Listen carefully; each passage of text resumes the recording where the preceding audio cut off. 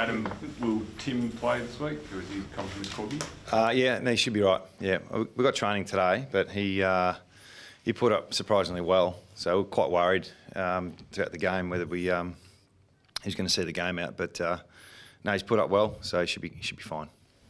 How's that sort of been? He's obviously been rested a lot. Do you expect him to train fully today, or is it more just management? A bit of both. Yeah, he won't train fully, but he's done enough over the last month. And Tim Kelly, he's trained a heap. So he's missed a little bit over here and there, but no, he should be fine.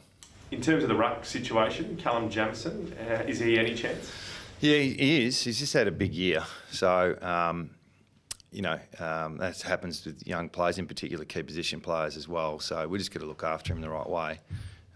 He was fine to play on the weekend, but just got a little sore. So, we'll have to see how that goes. But, if he's fully 100%, no worries, we'll look at it. So it's just more precautionary on the weekend. And how do you approach, I guess, the ruck battle? Obviously, it's good news that Paddy Ryder's not there. Obviously, footy fans want to see him out there, but can you go back to, what are your options, I guess, with backup for Bailey Williams? Is Hugh Dixon in line? Yeah, he is, and Nick's not miles off, so we need to work through what that looks like. So, look, obviously, Ryder's a very good player, so the Saints have got to work through how they have their ruck looks as well. So, yeah, we've put a lot of reliance on the two young boys throughout the year without Nick being available and Dixon being injured for a big chunk of the season as well. So at times they've been really good for us. I'm really pleased that we can see some growth, and at times they've been, left wanting a little bit as well with their age and their profile. So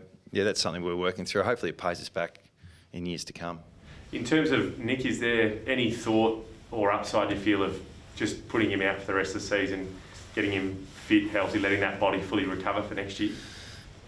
Well, I suppose, but I mean, if he's fit and available, he wants to play, and I can't see why we wouldn't play him.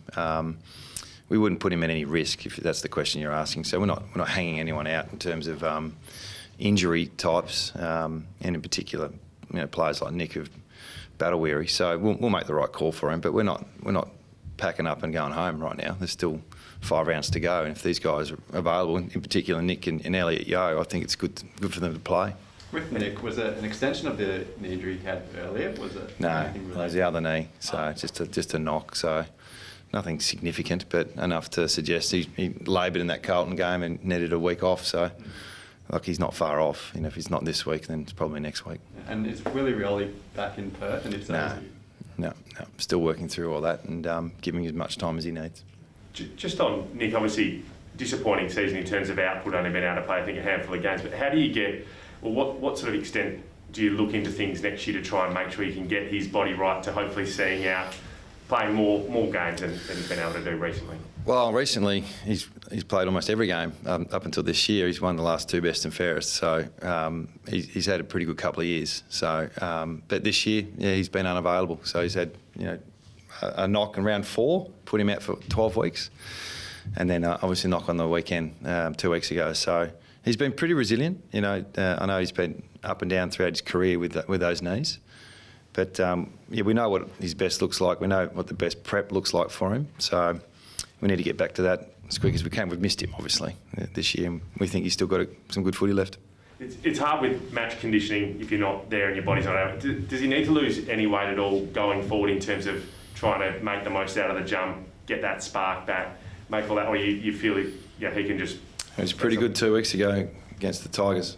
So, we'll look after him the best way we can. Ollie had a really promising debut. What did you make of his game? Yeah, well, he played to his strengths. He's 194 centimetres. He's only 19. It was his 5th game against men. So I think there's plenty of upside there. And, tackles and clearances seem to be his go. And I think anyone would appreciate that. If he continues to do that, he'll hold his spot for sure.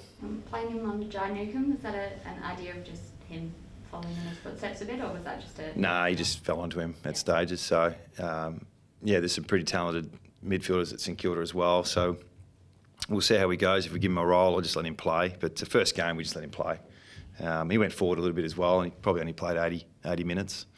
So, there's some upside there, but it won't be just trajectory there like that. So, but there's good signs. I mean, a lot of our kids that have played minutes this year have given us something to look at for the future. The Saints, Adam, they're in a real fight to hang on to a top 8 spot. What do you expect from them, given the position they're in? I think, it'll be game on. Yeah. I'm sure Rats is disappointed at stages in the last 5 or 6 weeks, and expectations are high that they put on themselves, and that's just where you want to be. So, not that we can worry too much about what St Kilda are doing. We've got our own purpose and what we need to get out of our year. But yeah, our expectations are to come in and have a real swing. The last time they came to Perth, they defeated the Dockers in round 2. Do you look at that game at all and how they played at Optus Stadium? Not really. No. We've actually got a chance to see them play live the last few weeks. The coaches have been over in Melbourne, so saw them beat Carlton with really good pressure and front half football, and saw them lose to the Doggies on the weekend, which the Bulldogs were at their best, in particular early. So yeah, we've seen enough to know what they're going to bring, and I suggest it'll be a lot. And last time you played them, Max King kicked 6 goals. Is he someone you'll look extra close at? Yeah, he's a good player. It is obviously what he can do, when the ball comes down, then it's the way it comes down as well. So I think our backs at stages this year have been left high and dry with our lack of support or pressure up the ground, and the overwhelming supply has hurt us as well, like conceding 60, 70 inside 50s. It's really difficult to say it's a backline issue. So if we can nullify the supply, that would be the first priority to taking away his opportunity. But he's a very good player, so he doesn't need too many opportunities to score. 5 games to go. What do you hope to get out of the rest of the year? Yeah, we still want to get some growth out of our younger players. We sort of settled on how we like to look as a team. We can't play anymore. There's no one left to play in terms of debutants. So it's trying to get a bit more purpose in the way we want to play. And to be honest, I think there's been some really good quarters in the last 6 weeks, and there's been some really bad ones. So consistency would be great. We focused on the start last week and got better. And then obviously second quarter let us down. So we're just not getting 4 quarters. So I'd love us to get some reward for effort with a 4-quarter performance, and obviously winning is important as well. So and always got an eye on the future. What does growth look like? Obviously, Jai coming in first game. Do you then go, we'll change it up this week and say we'll send him as a tagger, or we'll let him play freely? How do you go about that, the balance between trying to get something out of him to measure, I guess? It's a good question. I think exploring guys in different positions is something we need to look at. It's not just the first game. It's just some of the guys who perhaps, need to look at something different with their careers as well. So, yeah, those opportunities will come. Maybe not this week, but maybe we might try a couple of things in the next month or so that'll look a bit different in terms of positioning. It doesn't have to be first game or a first year. I think we could have a look at some different things in the back half of the year, respecting the game as well, though, respecting what we're trying to do and the method we're trying to play. So we need to keep that in the back of our minds as well. Is that senior players? Maybe, way for... I actually was keen to see Barras forward there for a while, and then Gov went down. So it would have been...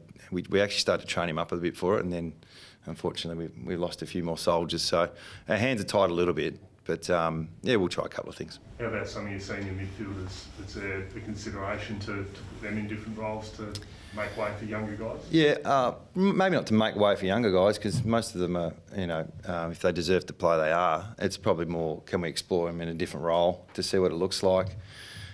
We do have some strains on our availability, so sometimes we might have more mids available than forwards. So, those sort of things force us to do different things. But I reckon we'll have a go at looking at some different avenues the next month or so and see what it looks like. How about the high tackle interpretation that changed this week? Did you have an opinion either way on that?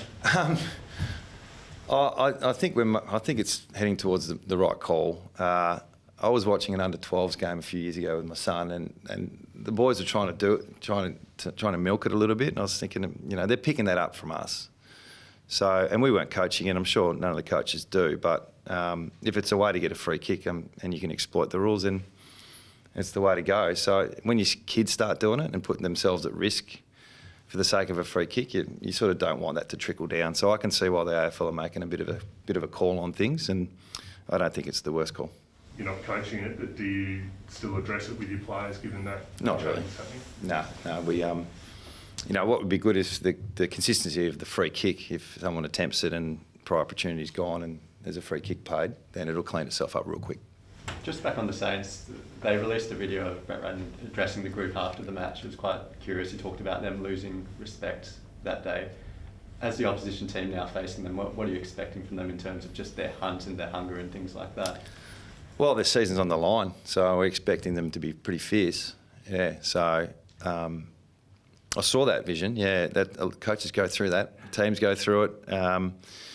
It's all part of your leadership and how you get the best out of your players. So I'm anticipating them at their absolute best this week, and so are our players. So can we sustain and handle and match that? That's our challenge. Yeah. How often do you look at what other clubs are doing in terms of just the videos that they're releasing? No, we're not really in the position now where we're trying to pick the eyes out of the opposition. We're trying to get ourselves right. But I think when you're at the pointy end or you're competing pretty hard and you really want to take away multiple strengths of an opposition or expose weaknesses, you do your research. We're probably not as turbo on that. We're trying to get ourselves right and try and play as consistent as we can. And sometimes you do go too technical and you lose focus on what you're good at. So we're probably in that space rather than trying to expose. Just in terms of a couple of players' contracts, obviously looking forward, as you say, list management discussions, how much are they becoming pushed up the to-do list? Yeah, that happen frequently. So, obviously there's plans in place and stuff that we're doing that's not this week. It's been probably at least 1 to 2 years in the decision making. So we hit the draft really hard last year, and we'll do that again this year. And you got to have spots available for potential trades and all that sort of stuff. So you go through that. Every club goes through it really. But obviously there's a bit more focus on us now with what our draft hand might look like and what's available. In terms of turning the list over and obviously going through the transformation and the rebuild, do you think you'll be a little bit more aggressive in making positions available to hopefully hit that draft? Yeah, I'm not going to answer that question. We'll work through whatever's best for the club and we'll make a call when the time's right. We just haven't made any calls yet, so it'd be silly of me to comment on what we're going to do or even conceptually what we're looking at, other than the fact that we know that the draft's important and we want to get the best talent.